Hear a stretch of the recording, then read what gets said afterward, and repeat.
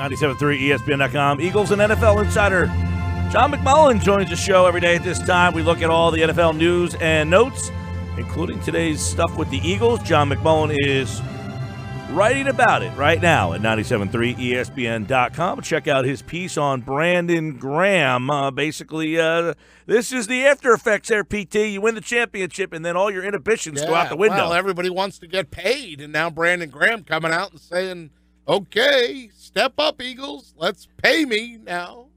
All right. Brandon Graham wants a new deal, John. He said this summer that was fake news. So is this time Brandon Graham wanting more money fake news? Well, it can't be fake news because it came out of his own mouth. So from that standpoint, but last year wasn't fake news, and we kind of talked about that at the time. He left voluntary workout. So people kind of spun it as a holdout. You can't technically hold out from something that's voluntary. He didn't have to be there, but he went back to Detroit, and I had mentioned on there at the time, don't be surprised if you see a little tweak later in the summer, and they did. They added about $1.5 million of potential incentives to his contract to make him a little bit happier. So this dates back to last season, and the issue really is Vinny Curry, because when he signed his deal, he makes more money than Brandon Graham, and Brandon's a better player. So that's kind of what happens, and it's very difficult to move forward and say Vinny Curry, whose number next year is $9 million under the cap. For cap purposes, it's $11 million. You really can't pay him more money than Brandon Graham. So something has got to be fixed. The most likely part of it is the first part, anyway, is going to be Vinny's going to be a salary cap casualty, and then Brandon's probably going to get an extension, and that's what should happen, to be quite honest. The one question is, and I get it. You're right. Curry makes more. Graham deserves more. I think we all agree on that. The one thing I'll bring up is the 2008 Phillies. We all fell in love with that team.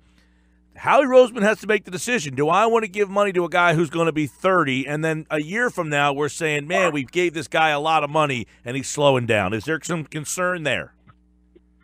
Well, there's always concern because obviously in football, that's just the nature of this game, is the fact that when you hit 30, it seems to be the start of the inevitable decline. Obviously, there are certain exceptions, certain positions that you can play much older, Tom Brady being notable at the quarterback position.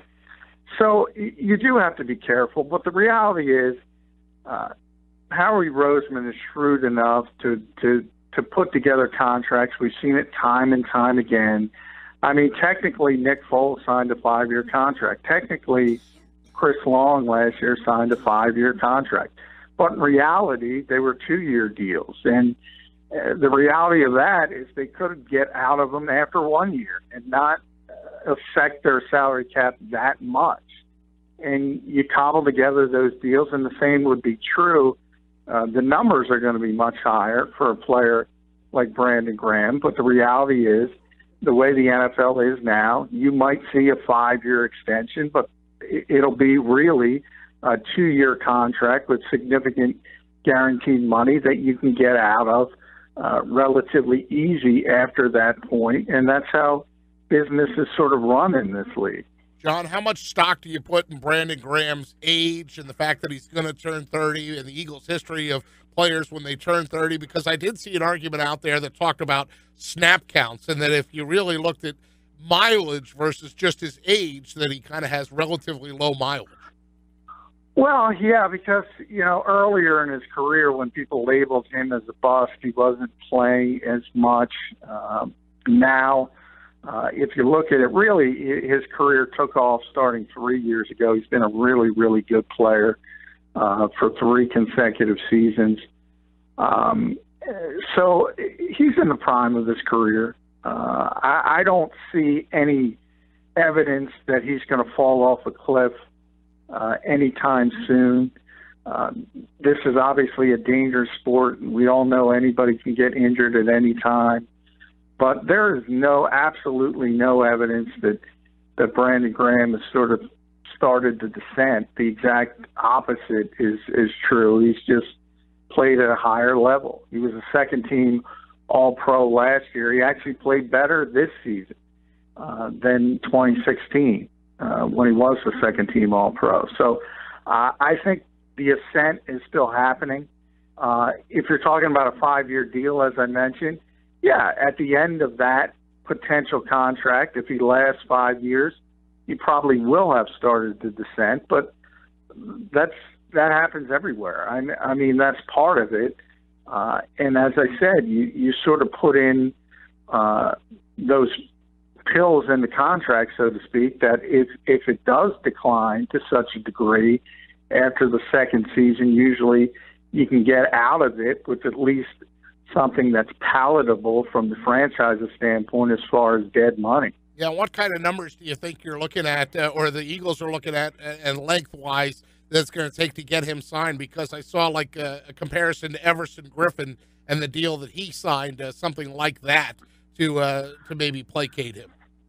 Yeah, Brandon's, to tell you the truth, he's difficult because he is such a good player, but at the same time, he doesn't put up massive sack numbers like a guy like Griffin. And that's generally what earns the really, really big money in the NFL, is guys that have big sack numbers. Now, that really doesn't translate into effectiveness because, as I said, if you're talking about edge players in this league, Brandon's been top 5 for at least 2 seasons and arguably 3 seasons. So he belongs in that Griffin category. But will he get that kind of money because of the lack of sack totals? And the fact, by the way, he admits he wants to stay here. So I think you have that aspect of it, that he wants to finish his career where it started in Philadelphia, and he probably will be willing to take a little bit less to stay here. But at the same time, he wants a fair contract, and right now he's underpaid. There's little question about that. John McMullen's on the Boardwalk Honda hotline here. The kind of, top story with the Eagles anyway, and when it concerns them, is Brandon Graham. We had figured this is what happens, right, John? When you win the Super Bowl, guys want to, and that's where these teams really, to make multiple runs at it. That's why the Patriots have been so impressive, because the tough part is for teams like Seattle, for instance. They had a 6-year run because they didn't have to pay the quarterback. You got Russell Wilson in the 3rd round, so he didn't make any money, so you could pay everybody else. And then when the quarterback comes up, voila, you pay Russell Wilson, and then that team's not as good anymore. So this is where Howie Roseman really will earn. He earned his money this year by getting the team a Super Bowl, but to see how he can maintain this might be even a tougher task. Yeah, it is. And ultimately, when Carson Wentz does get his extension, the Eagles will be in the same boat. I mean, it's not quite as good as it was in Seattle, as you mentioned, because Carson was a first-round pick, so you still get significant money. But as far as, big-time quarterbacks, and the latest being Jimmy Garoppolo, who's the highest-paid player in the history of football after winning 7 games, if you're a good quarterback in this league and it's your time for a contract, you're going to get paid a heck of a lot of money. And Carson Wentz is going to be in that category very, very soon. So you really have to take advantage of your opportunities sort of to build the back end of the roster, to build the depth. The Eagles did it very well this past season, won the Super Bowl. They have a chance to do it again next year. And I think Howie realizes, the window is open to take advantage of that kind of thing, but it's not going to be open for long.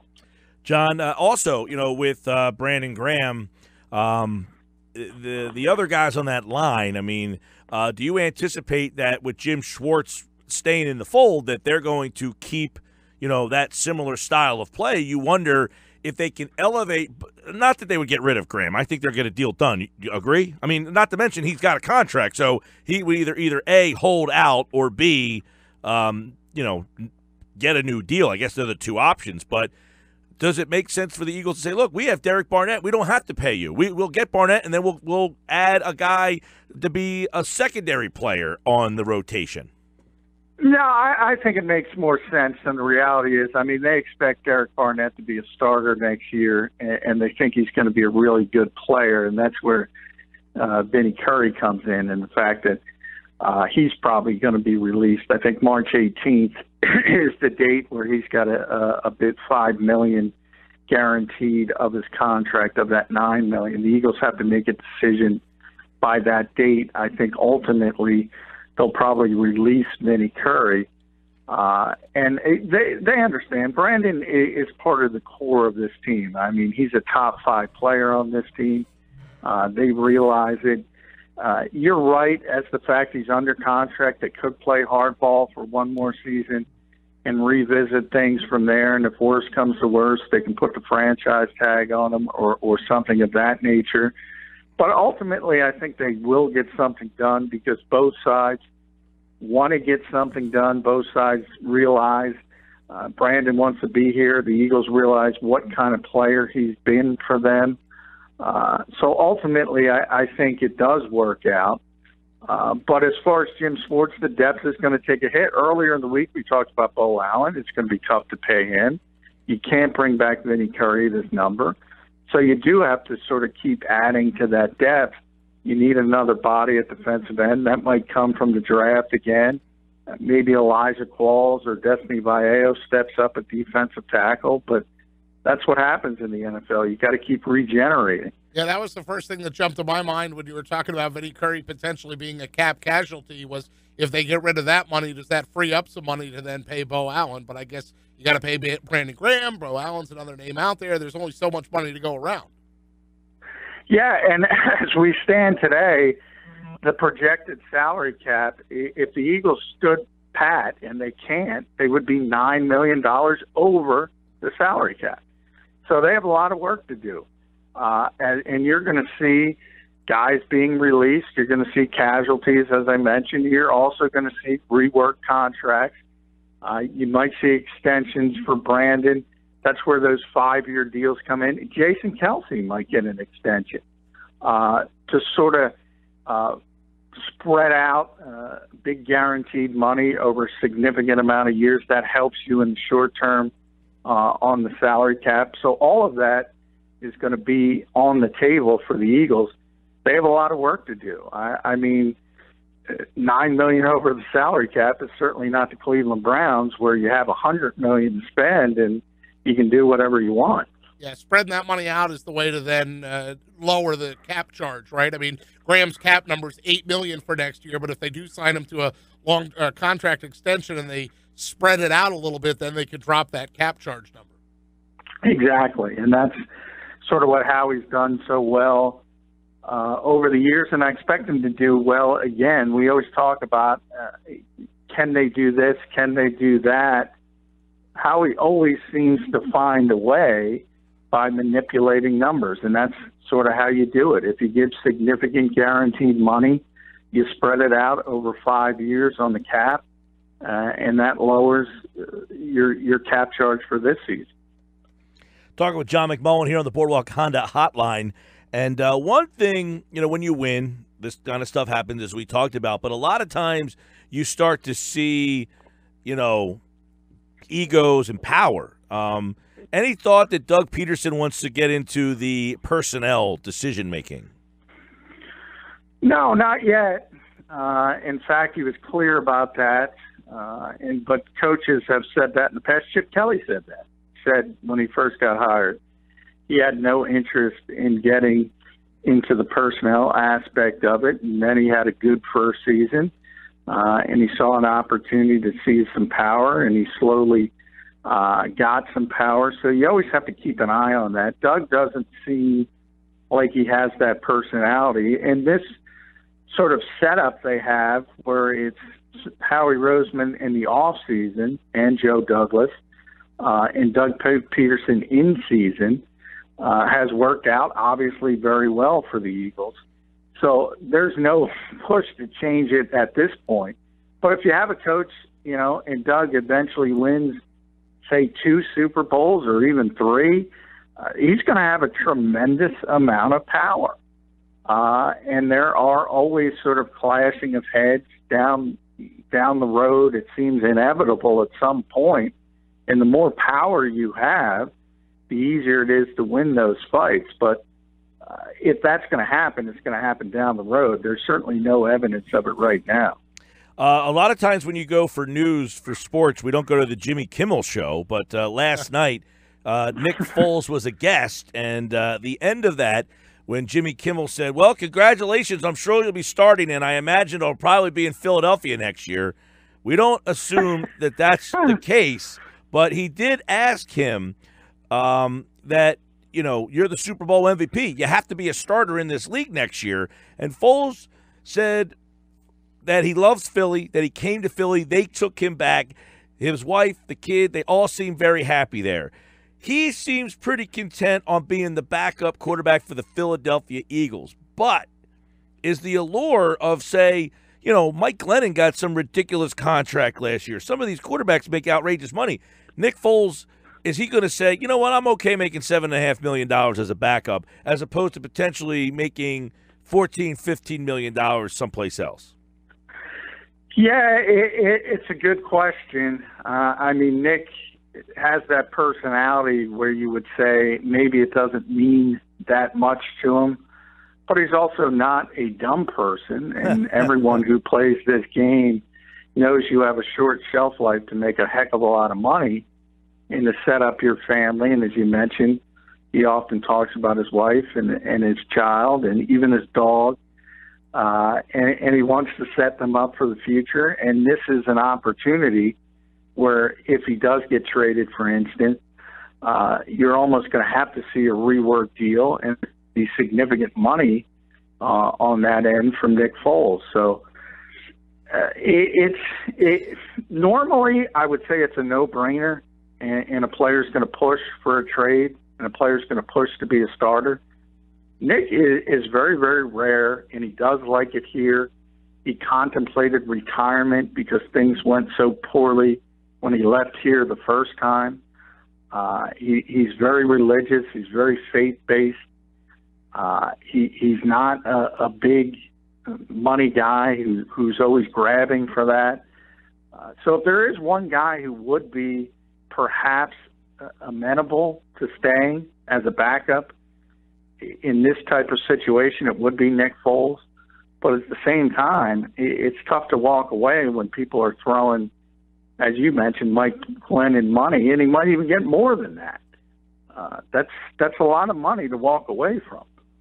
By the way, John, there's going to be a movie made about the life of John Dorambos, and we know that he has had quite the story. So I'll ask you, in your time in covering John, you know, I used to host a show with John, and can tell you, man, my man's got some crazy, interesting stories. I mean, his life, they could make multiple movies about his life on the football field, off the football field. But you have any John Dorambos stories? I mean, how many times do you have to have a story about the long snapper? But I'm sure in your time covering him, you probably have something interesting.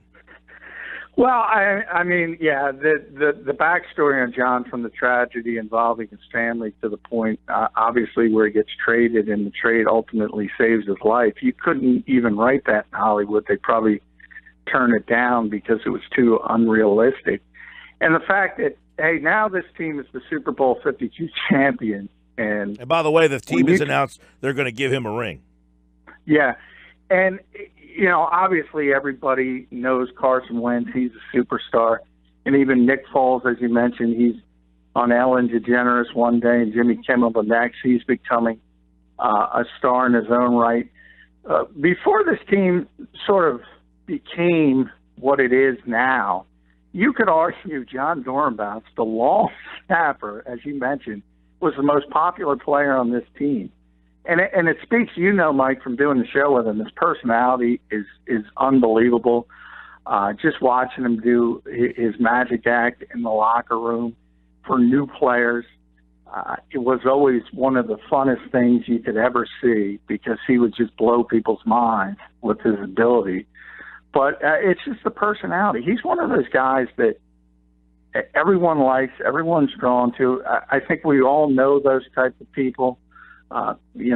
Pete Thompson's one of those people sitting right next to you. Everybody loves Pete, and John's got that same kind of ability to make everyone like him, and in turn make everyone feel welcome. Now, are you just saying that, John, because Dornbos's quote was, "I am a slow, pudgy white guy"? Was that the quote?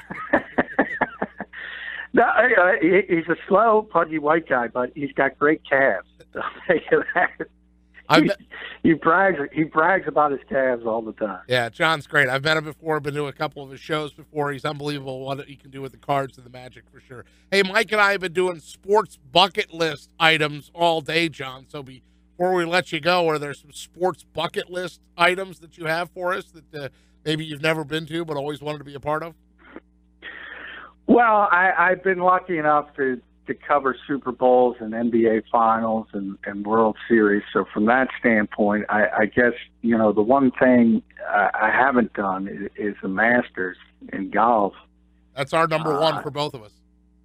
Yeah. I mean, most people, and I would probably say the Super Bowl would be number one, but I've already accomplished that, so you got to go from there. And seeing the Malcolm Butler play, for instance, I would argue that might be the most exciting Super Bowl in history. Guy winning it essentially at the goal line, sort of in almost a walk-off fashion, but to never be at a Masters, I would put that at the top of the list. Yeah, we talked about, John, that the food prices at the Masters, you can get a sandwich, a beer, and a bag of chips at the Masters for less than a bottle of water at the Super Bowl.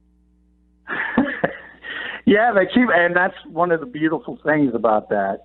And it would be nice if some other sports would keep them, because you certainly don't need the extra money and gouging people in that type of fashion. But I think in the major sports, we're probably never going to see that day again where people aren't trying to squeeze every penny out of every one. You ever been to a WrestleMania? I have, and I'm a big wrestling guy, and that is big, and I was wondering, I'm dating myself, but when I was in Atlantic City years and years and years ago, at now it's Boardwalk Hall. It was, I think, Convention Hall back then, but now it's grown to the point where they're having 100,000 people in Texas Stadium and 80,000 people, and this year it'll be back in the Superdome. That's become sort of a pseudo Super Bowl type atmosphere. Sure has. The whole week, they do the whole weekend down there and a whole bunch of stuff. All right, Sports Bash Live, 97.3. Read John's piece on Brandon Graham right now on our website, 97.3ESPN.com. Thank you, pal. Thank you, guys.